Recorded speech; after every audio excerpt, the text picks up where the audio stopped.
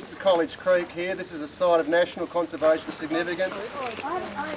We've got the Jack River here. That was out of things happened. Is all of these areas that were out of bounds are now up for grabs. The Minister Jennings has decided is 1,500 hectares within this will be clear fell. This could spell the demise of the remaining and remnant cool temperate rainforests in these core areas. Undertaken in a very careful and very selected way, so that it could actually regenerate back to the forests that it used to be.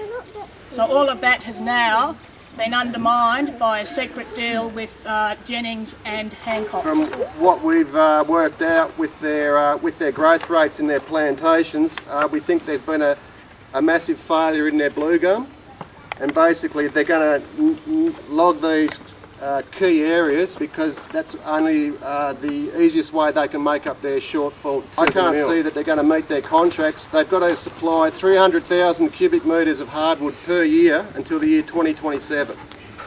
And I can't see how they're going to do that. And I think what they're going to do is cut and run and sell us out along the way. To know is this is all Crown land.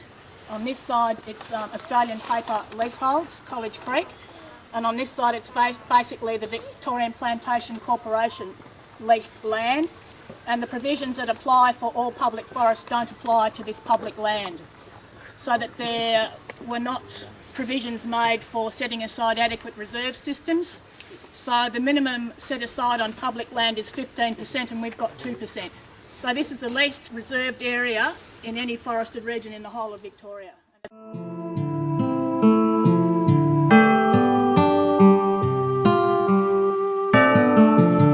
The contractors took them to Collan, the animal shelter.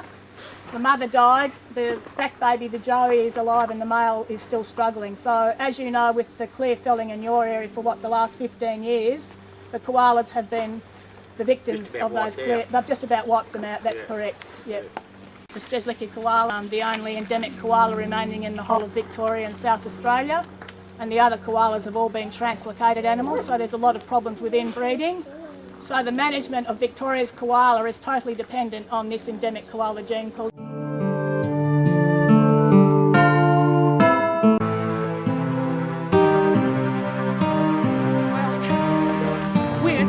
We might be looking at hundreds, thousands of species above ground, but you go below ground and there are hundreds of thousands of different microorganisms that exist in the soil. There are millipedes that turn the forest over. There are fungi. Fungi are probably the most important, and fungi rely very much on moisture to survive. So any disturbance really changes that particular forest for probably 1,000 years, and it will never come back to what it is.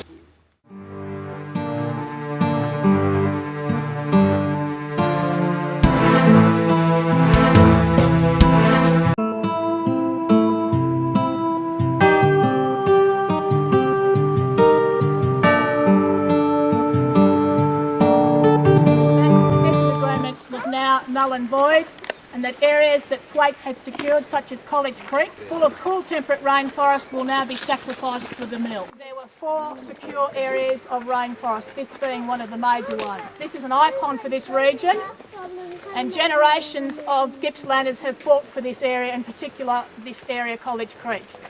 It's well known historically and culturally as a site of huge conservation significance, and now it's going to be destroyed forever.